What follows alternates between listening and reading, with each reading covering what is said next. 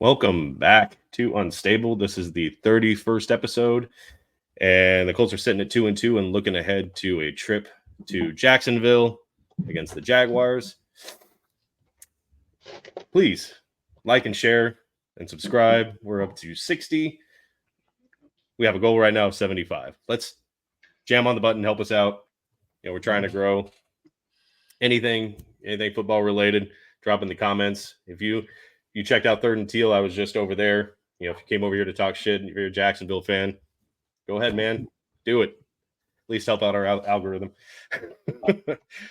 we got Isaiah with us from over at Third and Teal, Duval's finest. How you doing, man? Oh, pretty good. Just it's the guaranteed win of the year for the last 9 going on 10 years, hopefully. So I'm feeling pretty good this week. Colts hate week.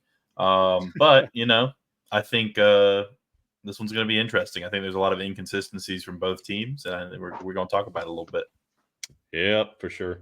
And we got Justin Kmaker_DFF. That's all of his socials. Find him on all those. How you doing, man? Other than tired? Yeah, tired. Got that work week, all that.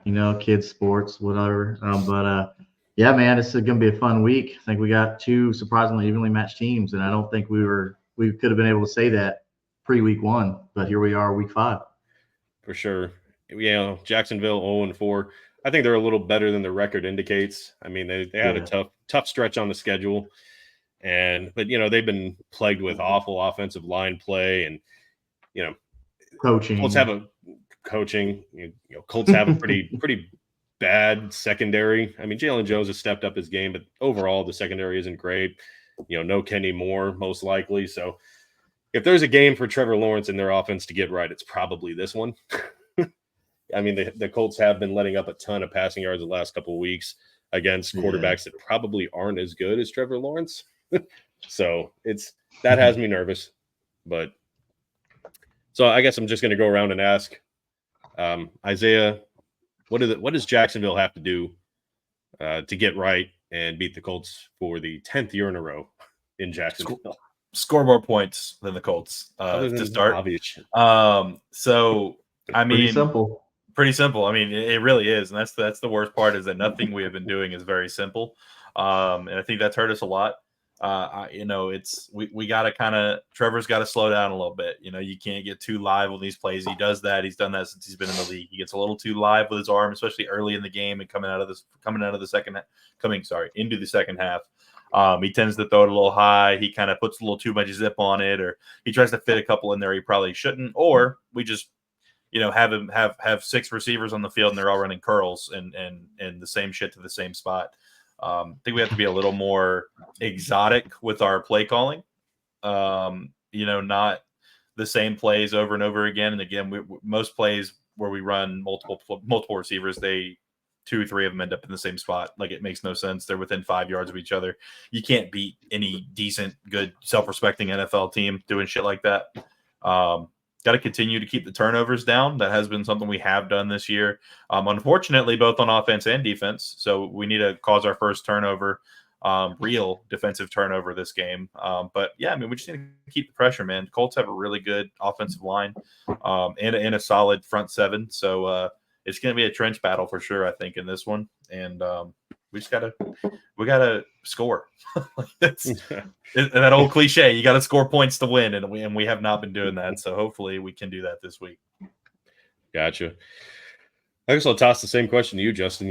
If Jacksonville, pulls off again their 10th straight win against us and in Jacksonville, what do they do right? Well, what they did right would be diverse with the ball, like you said. You've got a lot of weapons there, and you've got a great quarterback, potentially great quarterback. I've gone on record being a fan of Trevor Lawrence. So if he can spread the ball out, if he can spread the ball out, he's got pass catchers everywhere. I mean, his running back's amazing. Yeah, he's a little banged up, but I was looking at their injury report. Not to move too ahead, but I think everybody's gonna play. But he's got to spread the ball around. And I think if they do that and be diverse, the Jaguars can have the advantage on offense. Yeah. I definitely like Brian Thomas Jr. I think that connection could be a lot better with him and Trevor. Mhm. I think they could be using their backs a lot better. I think ETN is very dangerous, pass catching weapon, and I don't think they've been using that enough. I think Bigsby, we talked about it on third and teal. He'll have a really good run, and then you'll never see him again for whatever reason.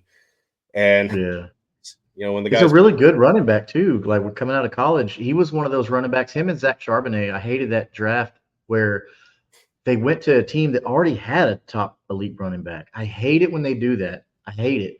But for an NFL team, it makes sense. For fantasy football, you hate it, right? Mhm. But the Jaguars are smart to do that, to have depth. Like we saw it again this past year with Braylon Allen behind Brees Hall. You hated it because Braylon Allen was a beast at Wisconsin, right? But it's good for Jets fans for real football because you've got elite depth, But I don't know. It's one of those things that, I mean, Tank. Sorry, I didn't mean to cut you off, buddy. I'm sorry. I just you're good. had a thought and I just went with it. Oh, you're good, man. But I think the Colts are very banged up on defense. Like I said, kind of go through the injury report. I don't think there's any issue with Zaire starting, but Kenny Moore, I'm guessing at this point, probably not. I don't think he's practiced since, I think it's been 2 weeks since he's practiced now. Quiddy Pay, same thing. Let's see, Grant Stewart, and that's not huge, but yeah, and of course, no Buckner, no Juju. They're on IR. One's probably season-ending IR. So defense is hurting.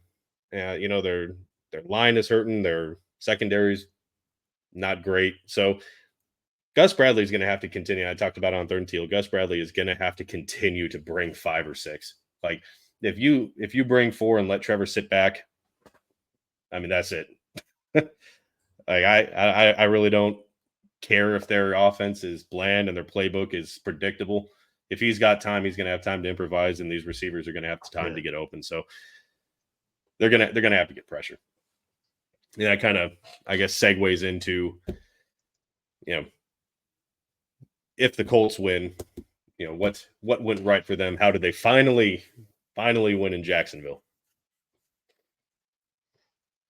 Either one, just toss it. They score more points in Jacksonville. No shit. God, haven't heard that one before. Well, I'll go as the why not guest, and I think the Colts to win in Jacksonville. I think they just need to bring pressure. I mean, it's the biggest thing. If you bring pressure and you don't fall for the cheap stuff, I think they'll be fine. This really is a losable game for us, like very losable game, just like every game this season, because I don't know that they're going to bring enough. And I do think that one thing I mentioned on third and teal for the reaction, I think that with a week of pressure, and I think that we've kind of our week of no pressure. Sorry, like Houston really didn't hit home on Trevor too much, besides him leaving the pocket himself. I think that you could see some more deep shots. So I think that the Colts have to they do need to bring extra pressure, but I don't think they can bring too much to try and rattle Trevor. I think they're going to have to leave somebody back there that can run, because if BTJ gets into the secondary, like to the second level on these corners, it's going to be tough for a safety to come from the middle of the field without being over top of him. But I think the Colts, Gus Bradley is a great defensive coordinator when he wants to be and wants to adjust. They're going to have to bring pressure, but also simultaneously keep the top on in terms of BTJ getting deep. And offensively, I mean, we've shown that we're going to let up 3 or 4 rushing yards of play. Teams just stop running against us for some reason. And then we're playing zone because, 3 of our starting defensive backs are hurt. But Savage looks like he'll be back, but, that doesn't really say anything. As long as Ronald Darby is alive and on the field, just throw at him, and whoever's playing quarterback will have a big day. So I think they just need to not get caught up in the stigma of coming to Jacksonville and losing and like being overly angry about it. They got to keep a level head. Whoever's in the pocket, if they give them time like they have been, I think they'll be just fine. Sure. Don't run your quarterback where he just got hurt. Yeah. You listening? No, you hit the nail on the head with that. I think also one of the biggest things for Jacksonville, for Indianapolis, is to not give anything away deep. Keep everything in front of you, because you got potentially Evan Ingram coming back. So that's yet another weapon for Trevor Lawrence to use. Yes, ETN, has a injury. He's Uh-oh. He might have just gotten lagged out of it. Yeah. He'll rejoin. I guess he froze out for a second. But I guess I'll pick up on my points while we're waiting for him to rejoin or get his internet under control. I think the biggest advantage for the Colts is their offensive line. They're really going to have to lean on that. Obviously, they've got the top ranked line. And, to kind of piggyback on Isaiah, he did say it would be a game that's probably won in the trenches. And, Ryan Kelly, it didn't really matter against Pittsburgh. He Bortolini, if I'm saying that right, came in at center, played phenomenal. Their 4th round rookie. And Braden Smith was really good against TJ Watt. And of course, you got Quentin Nelson. You've got, Ryman playing really good at left tackle. So they're really going to have to lean on this line. And, I'm not sure right now if it'll be Anthony Richardson or Joe Flacco, just because AR has been limited. If he's hurt, I doubt they're going to put him out there too fast. Up there he goes. He's back. I doubt they throw out Anthony Richardson too fast. So if he's hurt, I think they'll sit him. Jonathan Taylor sprained the same ankle.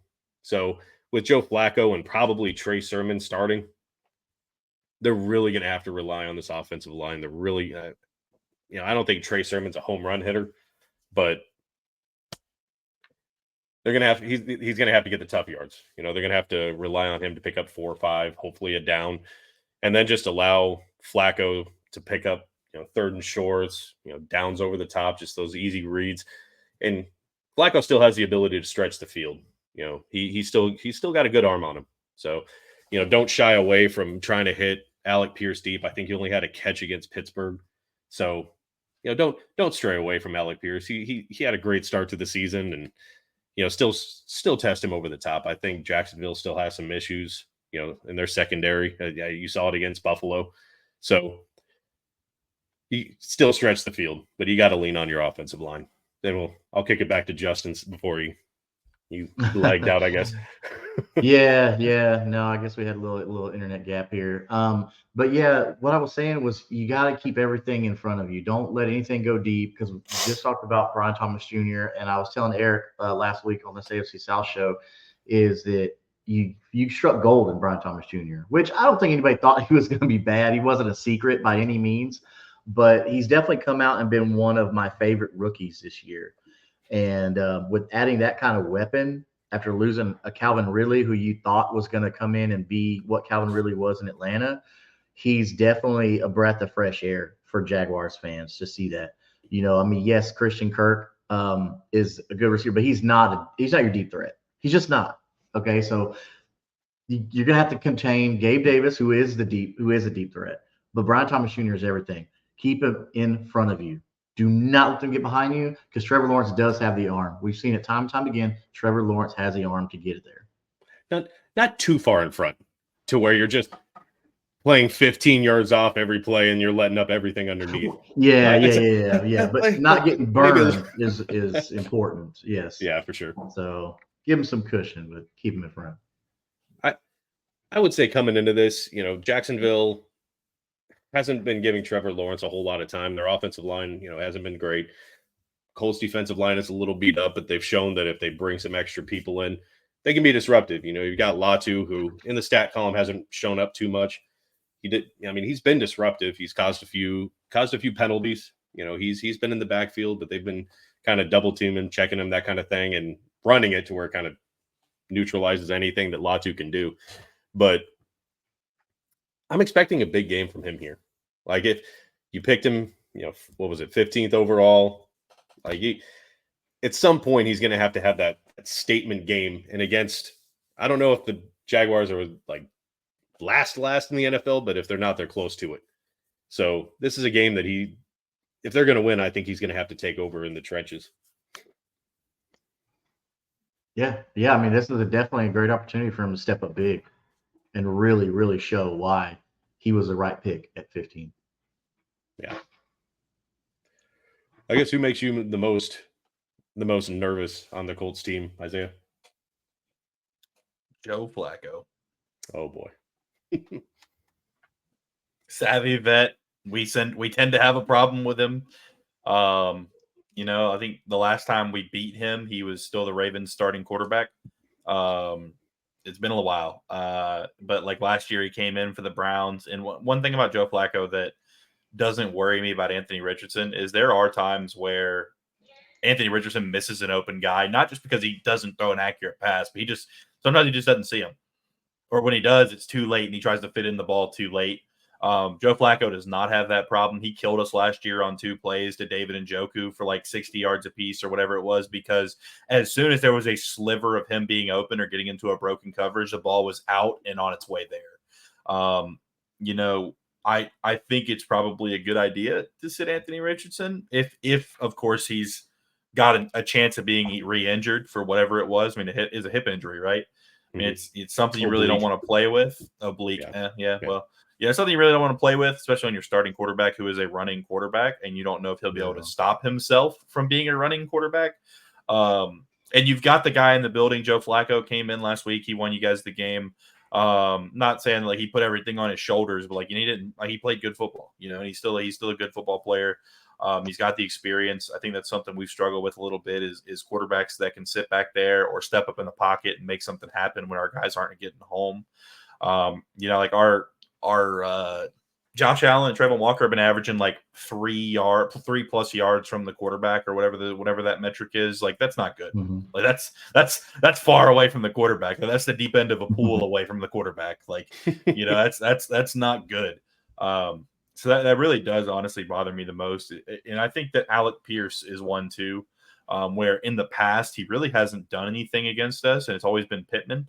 And like normally I'd be scared of Pittman because he always shows up against Jacksonville, but like Pierce is that guy that like is going to sneak in your back door and steal your TV when you're not looking. Like you never know. Like he's 6'3". He had a 42.5-inch vertical, some shit like that at the combine. He ran a 4.33 or a 4.31. Like the dude is an athletic freak. Yeah. And he will get behind you if you're not paying attention. And our 2 safeties have honestly played terrible coverage this year and had terrible tackling. So I think that those are 2 guys I'm kind of worried about if they play. It is Joe Flacco having that experience, and then him being able to get it to Alec Pierce if he can sneak up behind us, like I think he might a couple times. Sure. Yeah. Offensively, I think the Colts just signed, what was the name? Penix. I think it was a running back that they got.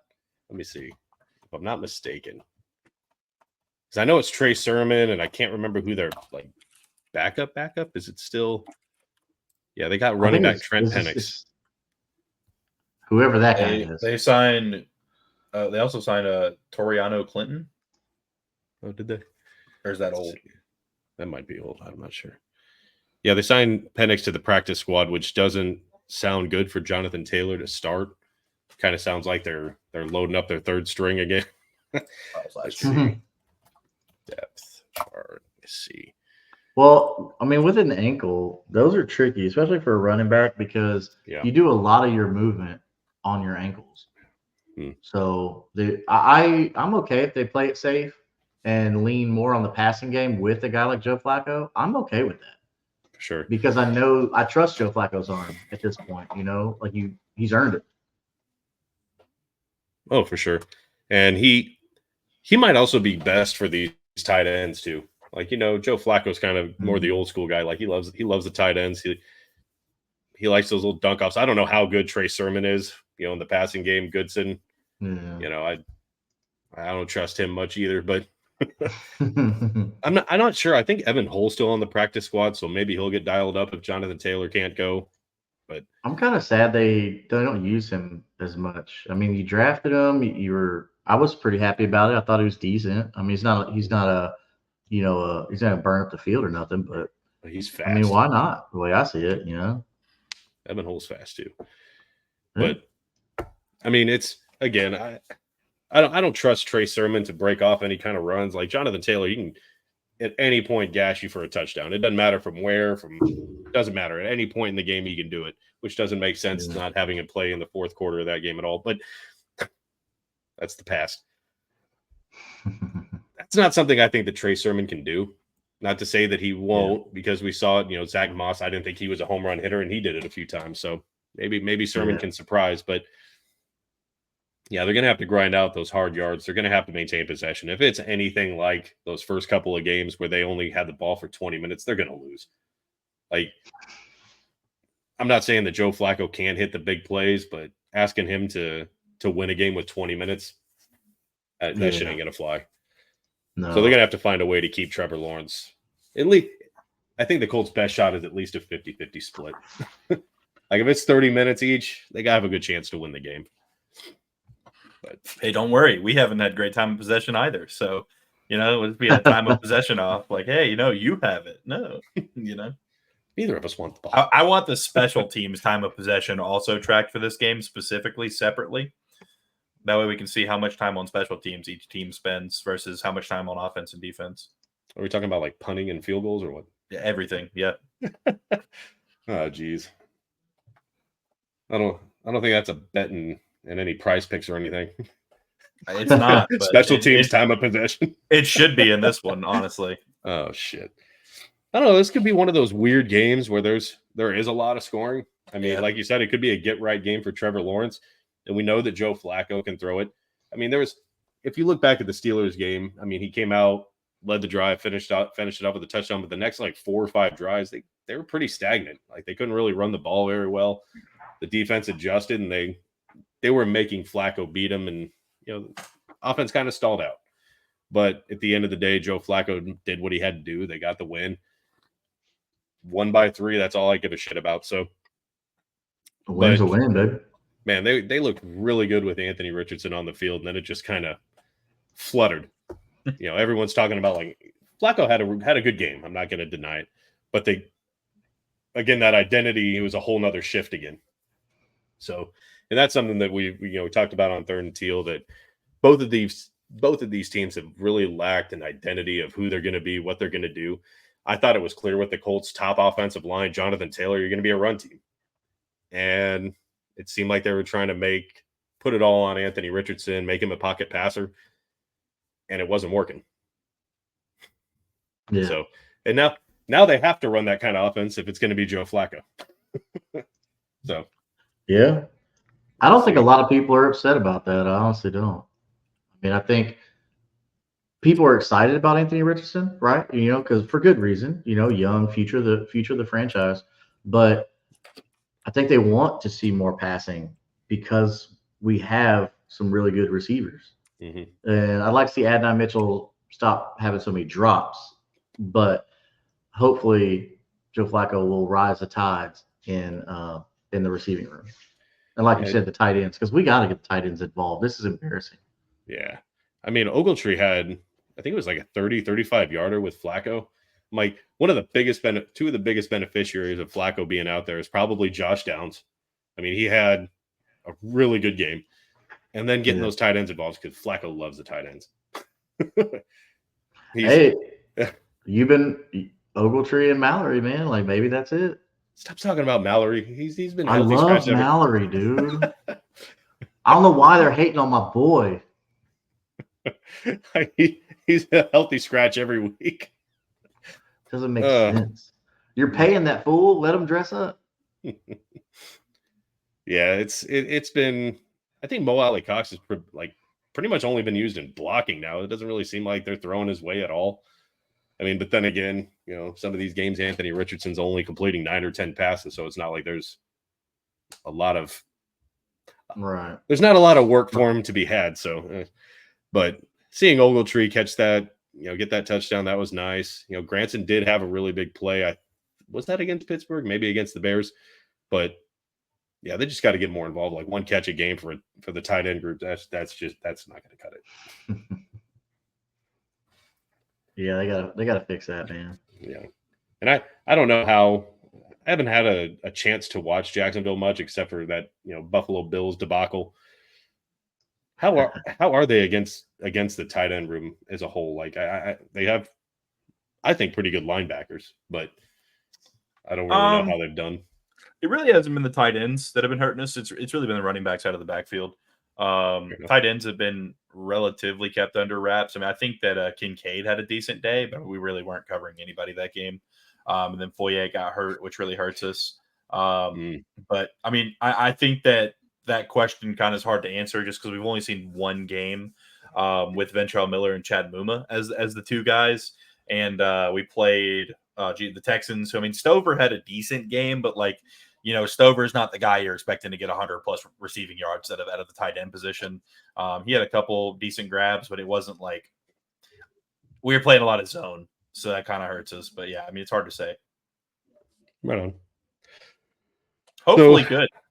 Hopefully. So I guess and like I said, this could be a game where it's very low scoring. Neither team wants to win or score.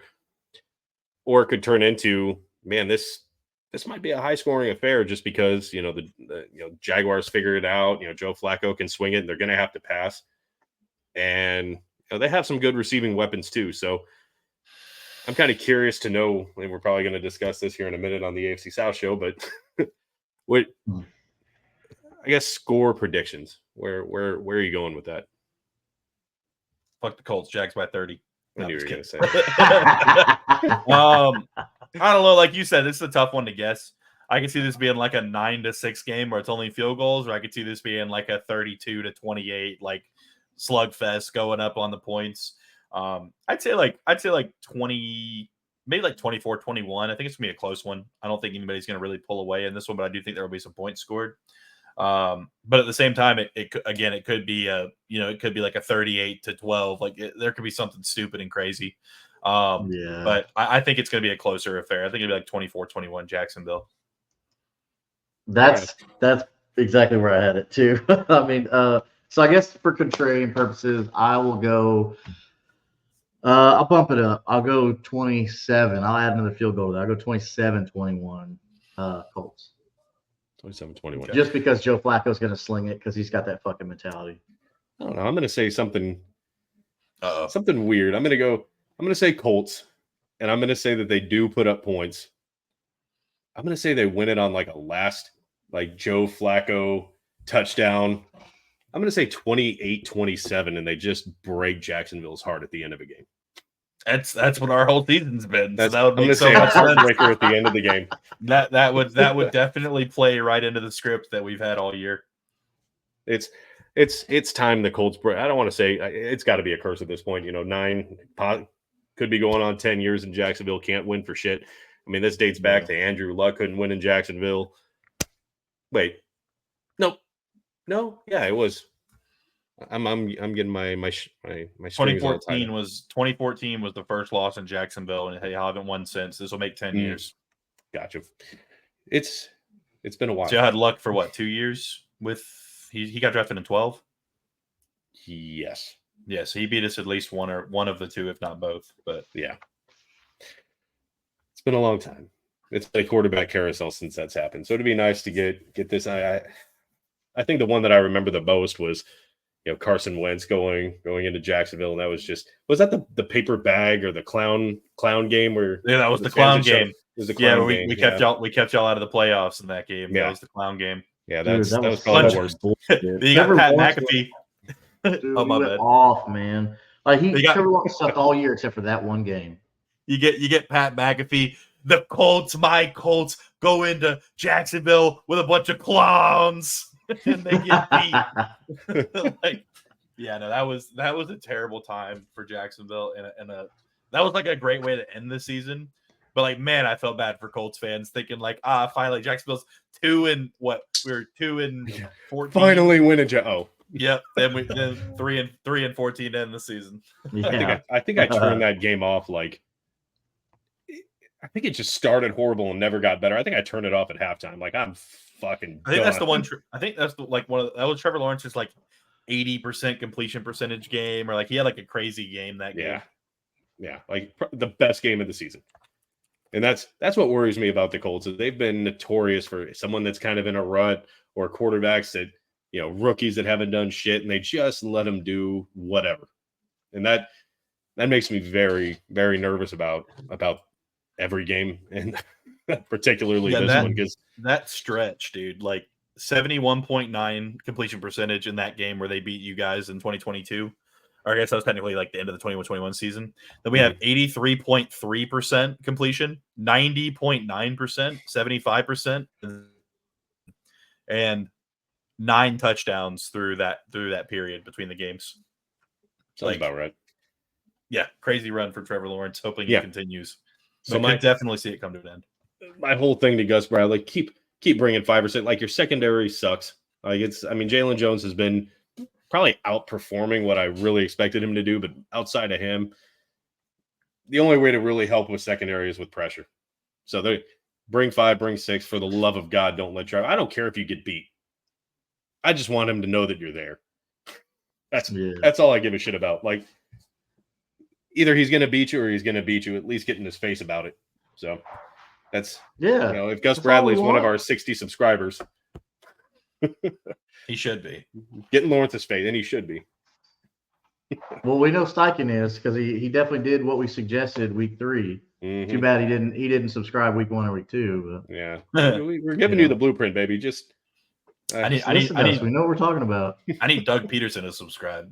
Yeah, no shit. No, he won't be there next year. You'll be all right. Nah.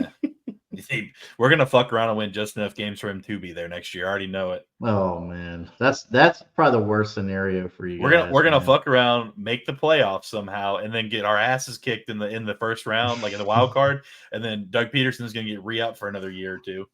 Oh gosh, or 4. I mean, gosh, I don't want to put that evil on you. I shouldn't say things like that. I shouldn't, but I am. It's a dark time in Jacksonville. Like, I'm tired of losing in Jacksonville. Now, fuck the Jags. I'm tired of losing. Me too, buddy.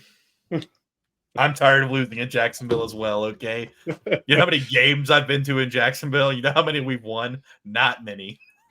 Not many. The odds of a win when you go to a Jags game are not great. The only game I have been to that we have won was the Ravens game in 2023 or 2022 in our playoff run. And that was the last home game that we've won at. I've been to a lot of home games and we've lost a lot. Mm-hmm. That's what's nice about being a Colts fan in the same division with the Texans. I've been to a lot of Texans-Colts games and they've won most of them. Like, it's nice, go to see Peyton Manning. I know we're going to get a win. Go to see Andrew Luck. We're probably going to win. I've been to a lot of Texans games and the Colts have won, so it's nice. Oh, my internet shut out for a second there, but yeah, I ain't got nothing else. I hope the Jags win, but I can see it going either way. I hope not. But I guess we'll see you here in a little bit. We're going to go ahead and wrap it up. We're going to be going on our 3rd podcast, and it's going to be a little late, so we're going to wrap it a little early. If you're still here, make sure you like, share, subscribe. Go over to 3rd and Teal, do the same. Go to Kingmaker DFF, give them a like, give them a follow, show some love for everybody. We appreciate it, and we'll see you after the Colts beat down the Jaguars in our recap. Wrap it before you tap it. We'll see y'all in a few days. Y'all be good people. Go Jags. Go Colts. Fuck Jags.